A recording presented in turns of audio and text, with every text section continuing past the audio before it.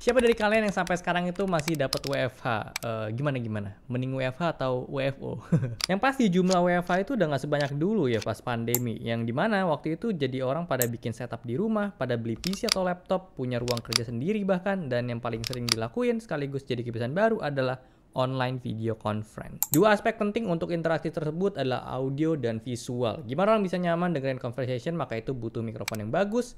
Dan gimana orang bisa nyaman lihat visual muka kita, makanya butuh sebuah webcam yang bagus juga. Plus jaringan internet juga sih. So, buat kalian yang masih WFH dan sekiranya butuh upgrade dari dua aspek tersebut, khususnya gue pengen sampein di video ini adalah yang visual. Jadi gue ada satu webcam yang bisa gue saranin ke kalian, yaitu dari Opsbot. Jadi kita akan bahas, langsung aja masuk ke videonya. Tech Manis, teknologi masa kini. Halo semuanya, gue Okto, balik lagi channel Tech Manis, teknologi masa kini. Jadi gue ada satu barang yang menarik banget. Ini adalah webcam dari Opsbot, namanya Opsbot Meet 4K. Yang punya spek ini bagus banget. Ini udah 4K 30 fps dan paling penting dia tuh ada teknologi AI di dalamnya. Lagi zaman banget emang yang AI gini ya. Cara bentuk ini simple banget ya, kotak kayak action cam justru ya, kayak GoPro gitu, tapi ini sebenarnya webcam. Dia itu nggak kayak webcam kebanyakan yang biasanya itu ada bracketnya langsung, tapi ini nggak ada. Holdernya dia itu kepisah dan pakai magnet, jadi ya makanya dia bisa kayak gini, dan kalau kita mau pindah-pindah itu gampang. Dan satu lagi itu kita bisa pakai mounting ke tripod karena dia punya drat 1/4 inch-nya. Jadi kalian punya opsi lebih untuk setting posisi si webcam ini biar gak boring ya, angle-nya di situ-situ doang. Kalian bisa setting pakai tripod atau monopod, kalian pindah-pindah gitu bisa. Atau ya kalau nggak mau ribet, lebih formal ya, kalian bisa taruh di tengah, mounting ke monitor kalian. Dan satu hal yang menurut gue cukup krusial untuk ngedukung si webcam ini semakin portable adalah kabel detachable-nya dia. Ini dia pakai Type-C dan kita dapat kabel C2C. Dan kita juga bisa pakai Type-C lainnya yang tentunya kualitasnya bagus juga ya. Plus kalau kabelnya rusak pun gampang gitu ya gantinya. Kita dapat penutup lensa juga BTW untuk privacy, bisa tinggal pasang kayak gini aja dan ini udah aman, walaupun dia juga ada LED indikator yang nyala ketika si kamera itu aktif. Simple untuk unitnya, cuma ada satu tombol aja yang kita gunain sebagai shortcut.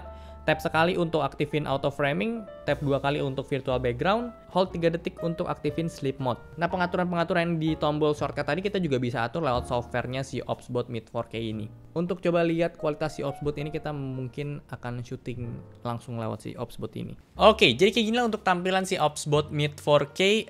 Ini pakai Opsbot Meet 4K dan di sebelah kanan gue pakai Sony A6400. Sekaligus gue juga screen record ya untuk komputer gue. Kayak gini lah untuk si software Opsbot, dan kita bisa lihat settingan di sini gue set di 4K 30 fps, bisa 1080p 60 fps juga. Ini 30 fps-nya. Kita ke 4K aja. Ya, di sini auto framingnya lagi mati dan gue coba untuk tap sekali di bagian shortcut si Opsbot. Dan dia LED jadi warna hijau dan ini auto framingnya nyala. Yang gue notice di sini auto framingnya smooth banget ya. Gue suka sama si Opsbot ini, bagus auto framingnya dia, dan kita juga ada beberapa opsi ya. Untuk auto framing di sini ada close up, ada upper body. Jadi dia cuma ngekat di bagian body atas kita aja, dan ada group mode. Jadi kalau ada satu orang lebih gitu, ini bisa. Cuman gue lagi sendiri BTW di sini. Jadi gue nggak bisa ngetes ini sih. Oke, gue offin lagi si auto framing. Di sini kita bisa atur juga ya pakai gimbal. Jadi kita bisa zoom manual kayak gini, terus kita setting, kita tentuin arahnya mau kemana, ini bisa juga. Jerawatku. Bisa sampai 4 kali zoom. Tentunya ini digital zoom sih ya, bukan optical zoom. Tapi karena dia 4K, jadi di zoom sampai 4 kali juga dia masih oke lah, nggak terlalu pecah gitu. Ada preset view angle juga, 86 ini paling wide, 78 derajat medium, dan 65 derajat paling close up.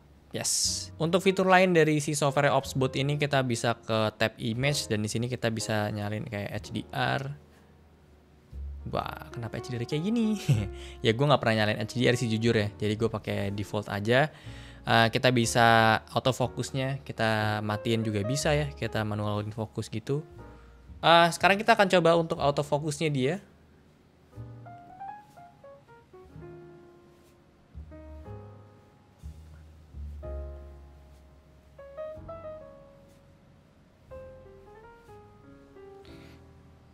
Yang jelas kalau tracking muka itu dia pasti akan lebih gampang fokusnya ya dibanding ke objek. Coba ini. Oke, ini udah fokus. Autofokusnya rapi ya, maksudnya tuh kayak smooth gitu perpindahannya. Kita juga bisa lihat di sini untuk fokusin ke muka aja atau ke general, ke global, apapun bisa difokusin sama dia. Untuk exposure di sini gua setnya manual, kita juga bisa auto ya. Tapi manual lebih oke menurut gue, ISO-nya di 500, shutter speed di 1/80. Kalau misalnya settingan studio atau ruang kerja kita ya gitu-gitu aja lampunya, mending di manual sih. White balance juga gue atur manual, karena kalau auto itu jadi gue ngerasa dia punya warna tuh lebih ke hijau ya. Gue nggak tahu kenapa Opsbot kayak gini. Jadi gue lebih suka manualnya aja. Manualnya kita bisa set temperatur sesuai yang kita mau, dan ya tadi gue bilang settingan setup gue ya di sini-sini doang gitu ya, dan lampunya juga satu, nggak ganti-ganti. Jadi ya mending di manualin aja. Gue set temperatur itu di 5700 Kelvin BTW. Dan untuk image-nya juga di sini gue setting manual again. Kontrasnya gue naikin ke 70 karena ini defaultnya dia 50 semua tadinya. 50 segini, terus sharpness-nya tadi mereka juga 50. Iya, jadi kayak gini. Gue sih lebih suka settingan tadi, kontras di 70 dan sharpness-nya ada di 60. Ya, kayak gini warnanya jauh lebih bagus menurut gue. Jadi ini settingan gue sih untuk pakai Opsbot. Gue pakai manual setting semua ya, dan kayak gini. Kalian bisa lihat aja. Dan oh ya, anti flicker ini biasanya gue matiin juga sih. Ya, ini sisanya untuk device auto sleep dan lain-lain. Dan untuk audio si Opsbot kayak gini lah suaranya. Jujur gue nggak suka sama suara mikrofonnya dia. Bener-bener ala kadarnya banget ya suaranya, tapi ya memang dia fokusin di visual aja.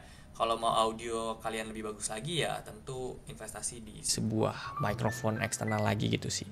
Satu hal yang bisa gue saranin ke kalian untuk nyalain si virtual kamera ini nih ya, yang logonya kayak gini di software dia. Fungsinya itu kalau misalnya kalian sebagai streamer, kalian bisa add aja si virtual kameranya di sini. Jadi bukan device si Opsbot-nya. Jadi kan di sini biasa ada pilihan ya untuk inputnya atau apa. Ini ada yang mid 4K, berarti artinya kita input langsung si Opsbot-nya atau yang virtual kamera. Nah, kenapa gue saranin yang virtual kamera? Jadi kalian biar bisa tetap setting-setting di sini. Karena kalau misalnya kalian itu pilihnya yang Opsbot langsung, jadi di software itu kalian nggak bisa utak-atik lagi. Jadi biar kalian streaming tapi tetap bisa punya akses ke software si Opsbot-nya, nyalain yang virtual kameranya gitu. Dan satu fitur yang ada di Opsbot Mid 4K juga, dia itu bisa auto flip ya, auto rotate. Jadi ini ketika gue rotate ini, dia itu udah otomatis. Gue bisa saranin juga ke kalian yang suka live stream TikTok atau apapun itu, TikTok Shop, daripada kalian pakai HP yang mungkin bisa cepet panas, baterai cepet habis dan bikin HP cepet rusak. Ya si Opsbot Mid 4K ini bisa jadi opsi juga untuk kalian lakuin streaming kayak gitu ya. Terakhir gue pengen kasih unjuk ke kalian perbedaan antara si Opsbot Mid 4K dengan webcam yang udah gue punya sebelumnya, itu Logistream.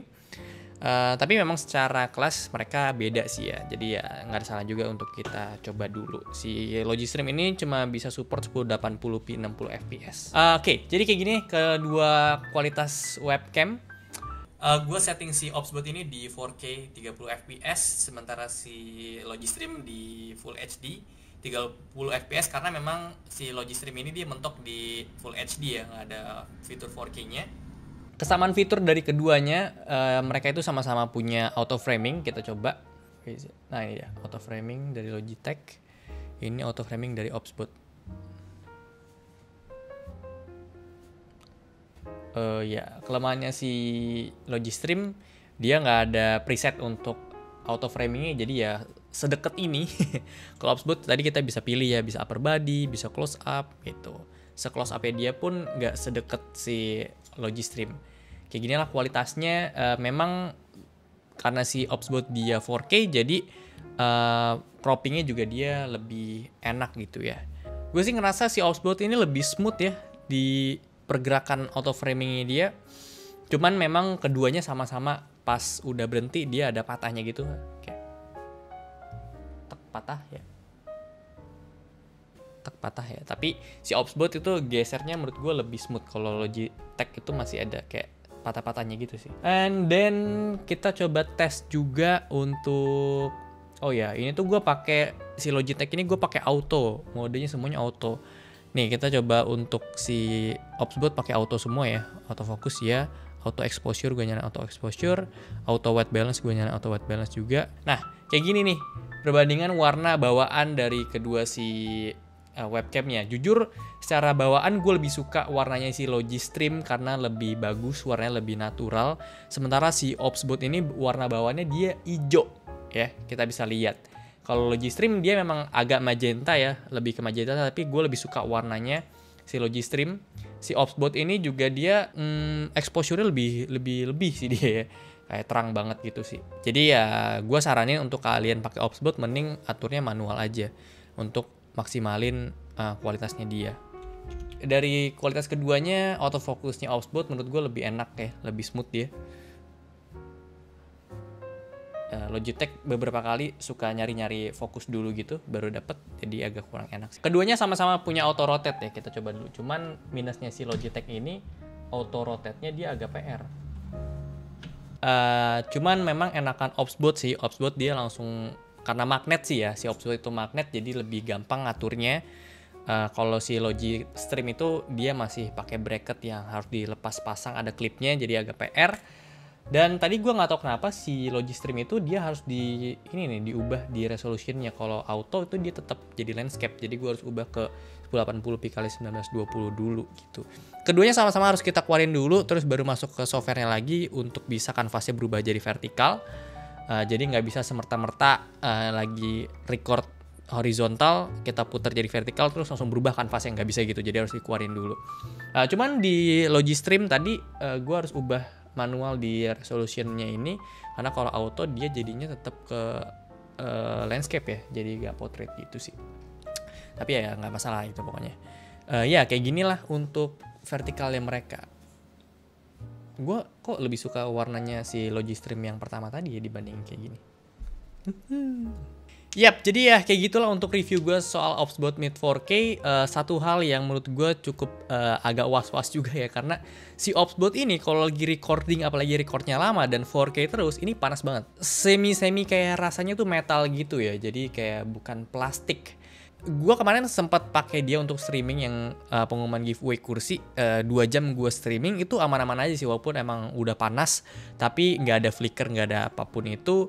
Jadi ya harusnya sih aman-aman. Cuman gue agak worry aja sih kenapa dia sampai panas kayak gini gitu. Untuk harga Opsbot Mid 4K ini jujur gue nggak bisa bilang kalau ini adalah webcam murah, karena harganya ada di 2 juta. Harga yang premium dengan kualitas yang dikasih juga premium tentunya. Gue suka banget sama softwarenya dia, sama kualitas kameranya dia juga.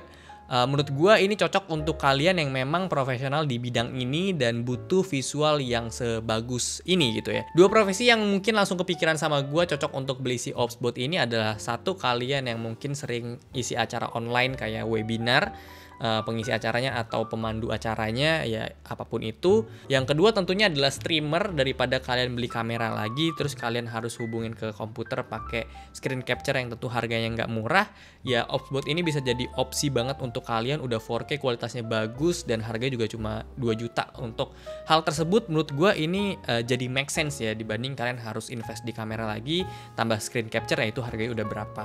Jadi ya mungkin segitu aja untuk review gue terhadap Opsbot Mid 4K, dan mereka juga banyak ada beberapa kamera webcam lainnya dan pakai gimbal juga. Gue pakai yang ini dan menurut gue ini kualitasnya udah bagus banget. Jadi segitu aja untuk video kali ini. Thank you udah nonton. Kalau suka boleh like, share, dan subscribe. Gue Okto, sampai jumpa di video selanjutnya. Terima kasih.